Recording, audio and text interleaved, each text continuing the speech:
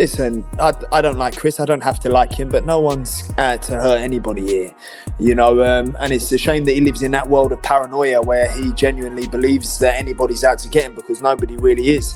And it's for his tongue now. I couldn't care less about his tongue. He's in for a hell of a surprise. He thinks he's going to go out there and hop, skip, and a step and a right hand, as he says. He has no idea the pain. Tell you about night, it's one of the worst pains you'll ever have. But listen, it's been done. Some find it funny, some don't.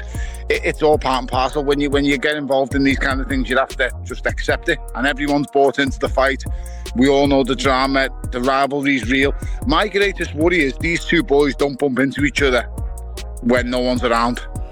Yeah, because if they do, it's happening. 100%. It's worse than that, mate. It's happening. Conor Benn and Chris Eubank Jr. traded words during a live interview as talk of their possible showdown heated up. Ben came across sharp and resentful, even suggesting he's chasing payback in a rematch. But chasing revenge often signals frustration more than self-belief.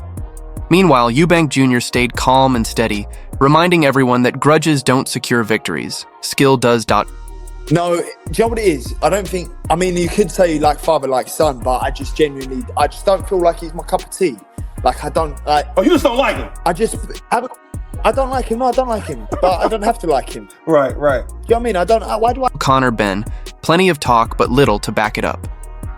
He's shouting about tearing into Eubank Jr., promising chaos and destruction.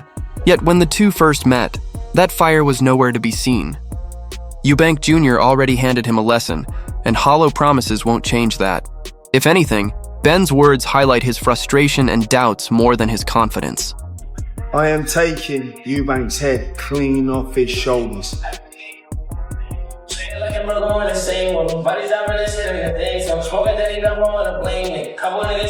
It's gonna be so brutal. It's gonna be so violent. Eubank Jr. didn't hold back, responding with a measured but razor-sharp warning. His reply carried the tone of an experienced pro, direct, composed, and confident. He made it clear he isn't bothered by penalties, distractions, or outside noise. In fact, he welcomes the spotlight and the pressure that comes with it. Ben, on the other hand, seems to lean on excuses and bold talk that never quite delivers. That contrast shows the gap between a battle-tested fighter and one still trying to prove he belongs. Things wrong if you're doing something wrong, regardless of whether people can see it or not. I'm going to expose you. I don't care about being fined. I don't care about hurting somebody's feelings. I don't care about being singled out. Been singled out my entire... Nelson attempts to talk up Ben's progress, but that feels more like wishful thinking than reality. Lasting longer in a fight isn't the same as winning. It only proves Eubank Jr. allowed him to stay in there. Once Jr. fine-tunes his precision, Ben won't make it to the last round. Nelson can hype him all he likes, but the difference in class is still clear. I think Conor Benn will be better in the second fight. Yes. Does that mean that you think that by him being better and there's no more left from Chris Eubank, that Conor Benn's able to bridge the gap and get an outcome in the second fight? Without a doubt. You do? He couldn't have done any more. If he could have knocked out Conor in that fight, he would have done. Yeah. He just couldn't get rid of him. And Conor stuck it. So regardless of him being surprised that Conor stuck it out a lot more, he couldn't get... Eddie Hearn stepped in with his trademark theatrics, trying to stir the pot over Eubank Jr.'s situation. His comments carried the usual bite, but they felt more like smoke than substance. Eubank Jr. isn't chasing cameras, he's chasing competition. It's Ben who seems obsessed with headlines because that's all he has left to lean on. Noise without meaning. Hearn's spin can't mask reality. Jr. is fueled by the fight itself, while Ben appears driven only by attention. Firstly, the guy is not well. Secondly, the guy really should be here. But the fact that he's not involved, the fact that he couldn't take any money, the fact that he couldn't be involved in any decisions, stand in front of the cameras, is making him sick as a parrot. So send me... Adam Smith points out that Eubank Jr. could redefine his career with another statement victory. And he's right. Jr.'s discipline, experience, and background have always been evident, but this fight is about stamping his authority once and for all. Ben's backers like to believe that lasting 12 rounds makes him a real threat, but that's just clutching at straws. Anyone can survive. Domination is what separates the elite. Eubank Jr. has already shown the gap between them, and a second clash will only make it clearer. The narrative of Ben being hungry for revenge is just hype talk, because hunger doesn't overcome class, revenge doesn't outdo skill, and emotion never beats composure. If Eubank Jr. stays focused and executes his plan, Ben's so-called belief will crumble the moment the first clean shot lands. coming back down to 160. So it's got a very short lifespan, this rematch. It's got to be done. The sooner the better. If I'm being brutally honest, the sooner the rematch happens, in my opinion, it favours Conor Benn, because he's the younger fighter who's took less damage and has had a much lesser career with much less experience. For someone like Chris Eubank Jr., it's going to take a while to turn around, and it's going to take a while to recover, because that was a hard fight for him. He was shook a number of times. He felt the shots. He'd also... Mackenzie was right. The first fight was a huge event, full of hype and energy. But once the lights faded, it was Eubank Jr. who stayed composed, controlled the action, and showed he was a level above Benn. Crowd noise and ticket sales don't win fights. The truth is simple. Jr. has the skill, pedigree, and toughness to dominate again. Benn talks about revenge and violence, but that only shows how unsettled he is. Respect in boxing isn't about manners. It's about recognizing the craft of the other man. Eubank Jr. has built his career on discipline and hard work, while Benn hides behind aggression to mask insecurity. The first fight proved the difference, and the rematch will only make it clearer. This guy has zero respect for anything. And I hope people can see through it. Some will, some won't. But if you can't see them, that's a lot of what happened up there was just wrong. So listen, we go to work and we're in to win the fight. It's going to be different. Benn once again proves he's more talk than substance. He complains about respect, calls Eubank Jr. scared, and tries to paint himself as a real threat in their first fight. But the facts say otherwise. Benn was tested against an experienced middleweight and failed to make a statement. He can blame weight or cry about excuses, but the truth is Eubank Jr. controlled the bout, soaked up everything Benn threw, and responded with calm authority. Respect isn't demanded, it's earned in the ring, and Benn hasn't earned it. Calling Eubank afraid only exposes his own doubts. Jr. already humbled him once. Real fighters accept defeat and rebuild.